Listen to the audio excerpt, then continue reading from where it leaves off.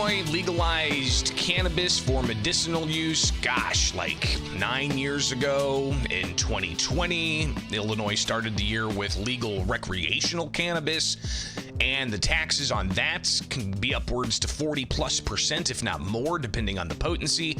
But then you also have hemp in the equation, and the hemp industry looking to protect themselves from what they say could be the cannabis industry trying to shut them down. It is Illinois in Focus Daily. I'm Greg Bishop, editor at the Center Square for the state of Illinois. Go get the headlines in your inbox each and every weekday morning at thecentersquare.com. Just click on newsletter and you'll be able to find that. So last week we didn't get a chance to unpack this, but it's going to be one of many across the states, roundtables, panel discussions about the hemp industry and what they say are the need for common sense regulations. Because right now, there's not much regulation on hemp, except for it has to be under a certain threshold of THC to be considered hemp. But the products that are being derived, vast. You can get textiles out of it, paper products, clothing products, rope, all kinds of different textiles. You can get oils out of it,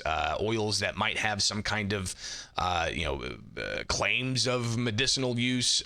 You might find edibles and gummies and the CBD, the cannabinoids that spurred onto the market. But there's also concerns about some of the derivatives like Delta 8, and it's a mild intoxicating substance that's, some are concerned, are being targeted towards young people because of how they're packaged. So there's been an effort over the past year and a half or 2 years to regulate hemp, and even Governor J.B. Pritzker getting into it to a point last year where he was supporting a measure to put a lot of regulations on hemp. But the hemp industry says that those regulations were meant to shut the industry down, which would only favor the cannabis industry. So instead, they're looking for some regulations. So that's why they're starting these conversations across the state. State Representative LaShawn Ford, he helped organize this, and he's going to be part of these conversations across the state. They started in Chicago on Thursday last week.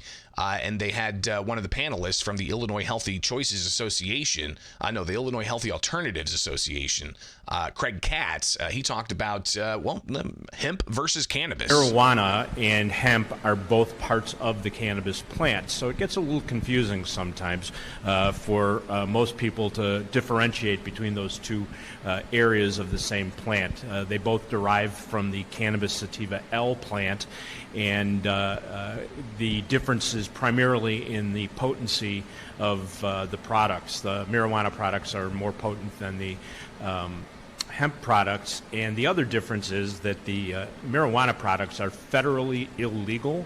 They are a Schedule I narcotic, and so the state of Illinois had to pass a specific regulation to allow for both the medical sales and the recreational sales of those products. Hemp, on the other hand, is a federally legal product as long as it meets the federally legal standard of 0.3% by dry weight of THC. So consequently, the hemp industry in Illinois and for the most part across the United States is a legal industry. So with it being a legal industry, you've got to ask yourself who has access to it. If people are making hemp cigarettes, people making hemp drinks. I was at a grocery store over the weekend and was kind of taken aback. This grocery store had a whole section of hemp-infused drinks. And on those drinks, they were all made in Illinois, even some made in Springfield. These hemp-infused drinks are at grocery stores, and they say on the can, got to be 21 to purchase. But is that part of the regulation here? Katz says that, yes, the age issue is something that is being discussed, and it's an important one because the goal is to protect youth. Thank you, Craig. We can't let you off the hook without me asking one question before we go to J.D. McCormick. And the question is, why is it so difficult to at least I heard you speak about we need to protect the minors. Why is it so difficult for us to at least pass a law to at least regulate the age?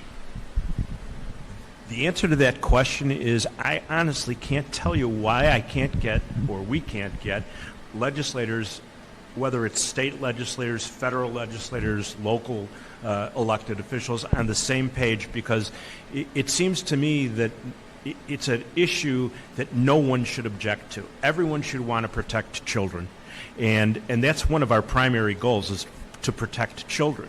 The problem is, I think, to some extent, it's become a political football, and you get different sides of the aisle that want to make a statement in one way, shape, or form, and their approach to making that statement varies according to what their philosophies are politically.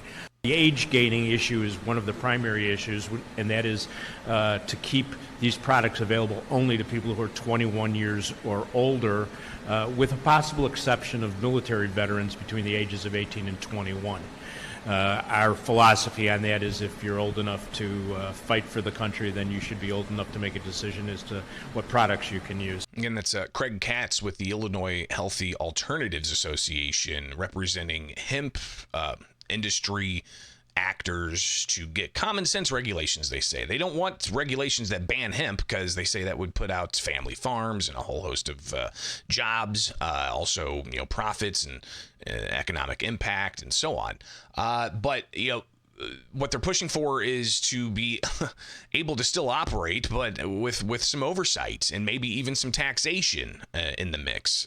When I talked with Katz a couple of months ago about this, they were open to the idea of having a taxing scheme similar to what the marijuana tax is. And we'll look at some of the marijuana tax money just to show you how big of a line item it is in state taxes, and kind of look at where some of that money's going here in a moment. But you've got Katz talking about the possible need of local ordinances.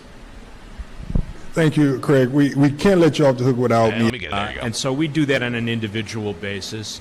For instance, in the city of Chicago right now, we are working with various aldermen to enact a city ordinance that will regulate hemp along the same lines as we discussed earlier, which is the age gating, the testing, and the packaging and labeling of products. We have an alderman in Chicago who's planning on presenting an ordinance next week, and it's an ordinance that will regulate the industry in the city, but also another issue that many municipalities and even states find attractive is the fact that there is a taxation aspect to any ordinance or regulation that gets passed. And in this time where we are always searching for new revenue sources and revenue streams to help government fund many programs, it's an opportunity for the government to regulate the industry as well as to derive revenue from the industry and make it more palatable for everyone across the board. He's talking about taxation and how to go about, how those funds could be used, right? I mean, so that's just the hemp product that they're talking about with possible regulations. Cannabis, again, hemp is in the cannabis family. The marijuana taxes, that's where you can kind of look at where that money's going and just how much is being brought in on a state level. All right, so Illinois has a cannabis, adult recreational cannabis program with taxes upwards to 40+% depending on the potency. Brings in a lot of money. This is a $1 billion industry. We're not looking at the profits that the cannabis growers and sellers are getting from all of this, but we're just going to look at some of the tax revenue that the state's collecting on all of this. So if you go to the Illinois Comptroller's website and you look at the special funds that they have, the fund search, if you just type in cannabis, you'll see that there are 5 different funds for cannabis. Let's look at the cannabis development, business development fund, for instance. That's got $56 million in it. So that's derived from cannabis taxes. Let's look up some more cannabis expungement, a fund to help people get their cannabis charges expunged, $3.6 million. Let's take a look at some other cannabis funds that there are. Regulation, how much is in that regulation fund? You've got $8.1 million. And then I think one more. We'll just see what the cannabis use of compassionate use of medical cannabis. That also has some tax revenue to it. They've got almost $68 million in that fund. And then you've also got one last cannabis fund here just to see all the different places that the state of Illinois truncates this. This is the local cannabis consumer excise tax fund. And this is money, I'm taking it from the local governments that tack on cannabis taxes, and that's $12.1 million. So these are just, cash on hand for the comptroller. So what about the collections overall? If you go to the comptroller's website, you can also search and find for the collections remitted to the state comptroller for fiscal year 2025. And you'll get a spreadsheet, and it shows you just how much they're bringing in from the cultivators and the dispensaries each month. So $43.8 million in July of 2024, $34.6 million in August of 2024. How much did they bring in the most recent month? In June, $42.4 million in taxes that they collect. So that gives you a little bit of an idea of just how much they're bringing in. Half a billion dollars in tax revenue in total. So a lot of money. How's that money being split up? That's a question that I get all the time. And having covered this since it went into effect, this is fascinating just to see how much exactly there is in money going in, but how it's being split up. So the tax from recreational cannabis sales in Illinois split several ways. More than a third goes to the state's general revenue fund. 10% goes to unpaid bills.